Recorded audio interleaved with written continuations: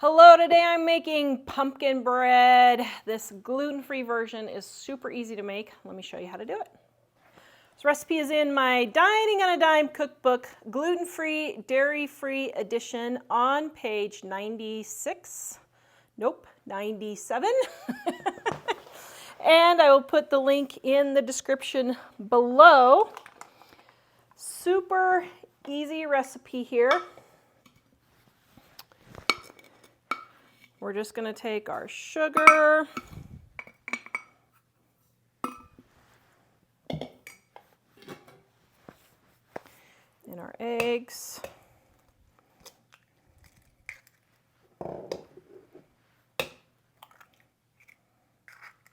I just keep my oil in an old, what do you call this, syrup container.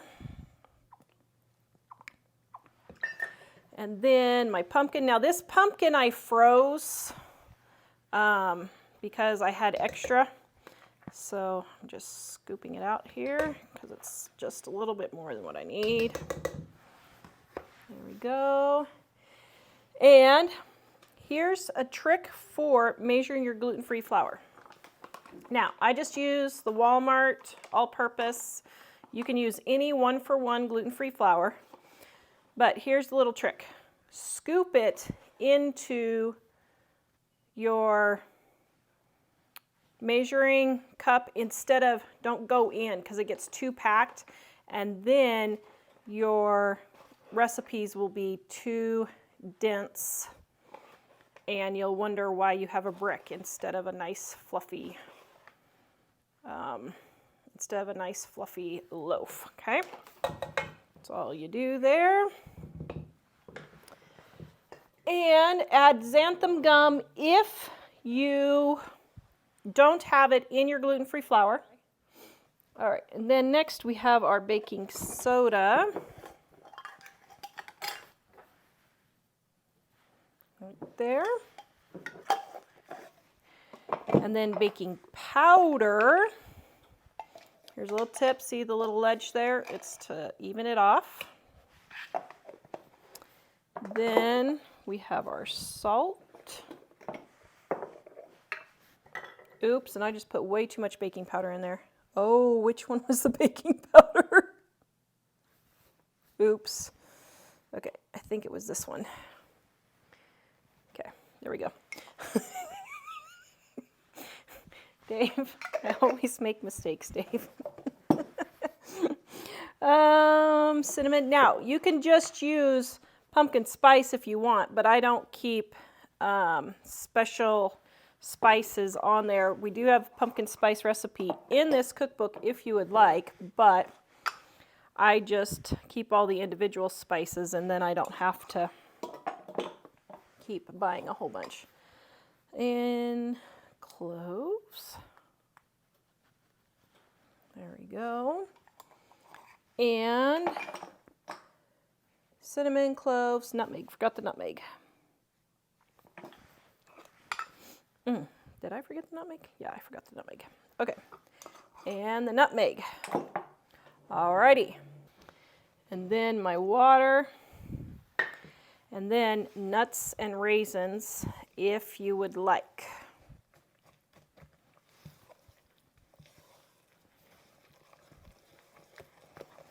So I stir this all together. This is a 1-bowl recipe.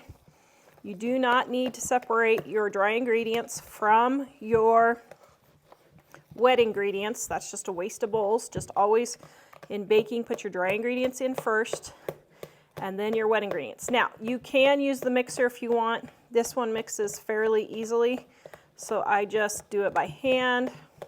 And can you see how I'm pushing? See, I see a lump and I push it against the side there. That's what I'm doing. Then I can get a really smooth batter. Make sure you get down to the bottom really well. Smash up all those little. All right, there we go. Look at, doesn't that look beautiful? Well, I thought for sure I had some walnuts, but I guess I don't. So it's all right. We're just going to have it plain with some honey butter. So grease our loaf pan. just like so. And pour it into our loaf pan.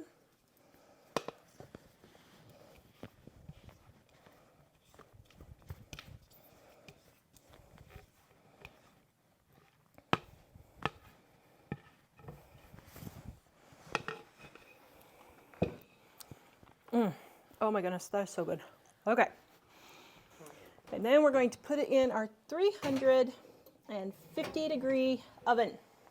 And we're going to let that bake for at least an hour. Sometimes it will take up to 75 to 80 minutes. Just depends on your oven, but at least an hour.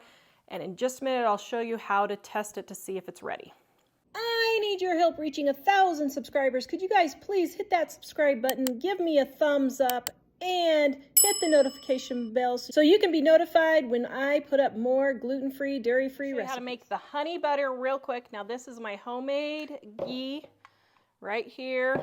Guys, if you want to save money, you want the real taste of butter, but you don't want the dairy proteins in there, which is what I can't have. Make your own ghee, clarified butter. All right, so I got that and my honey. I just estimate, but the recipe is in our Dining on a Dime, gluten-free, dairy-free edition right there if you need it. Okay.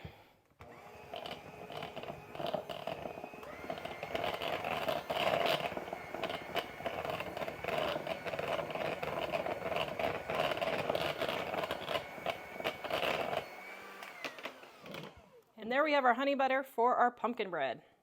Oh, yum, I can't wait. Let's test.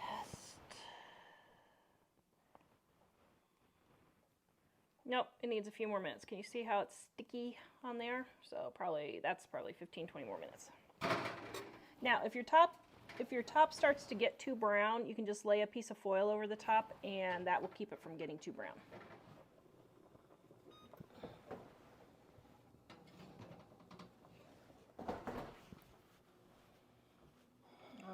Okay, oh my goodness, that looks so delicious. Okay, now, what you really should do is let this cool. But, you know, Tara, there's always a but. Oops, that was a pencil. Okay, but, so Mike can get to work. Well, maybe I should let it cool. I have a feeling it's going to fall apart. Oh dear, are all my knives dirty? Hold on. Let me just make sure it's all loose. Okay.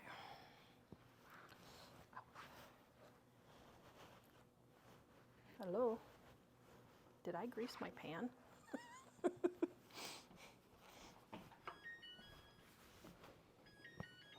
just turn it over and whap it? Oh shoot, I can't remember if I greased my pan or not.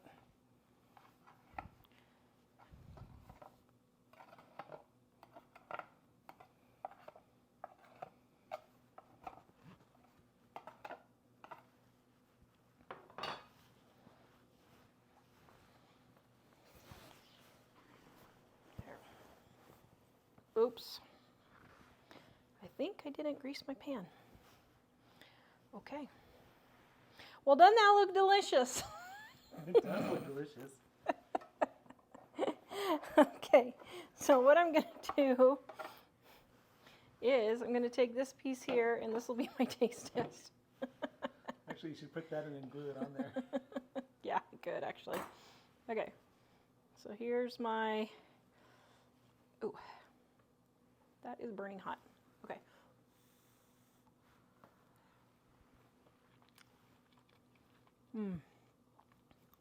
Yum. Good old pumpkin bread. It's the best time of year. I'm double. If you like cream cheese with your pumpkin, you can get this cream cheese frosting, and it does not have dairy in it. And so all it is cream cheese flavoring. Now you can buy bottles of cream cheese flavoring if you want, but I just get this because I don't use it that often. But this is a way to have the cream cheese flavor without having dairy. And not at a dairy-free price. And not at a dairy-free price. Yeah, no kidding. All right, go watch this video next, guys. The recipe is in the description below at livingonadime.com.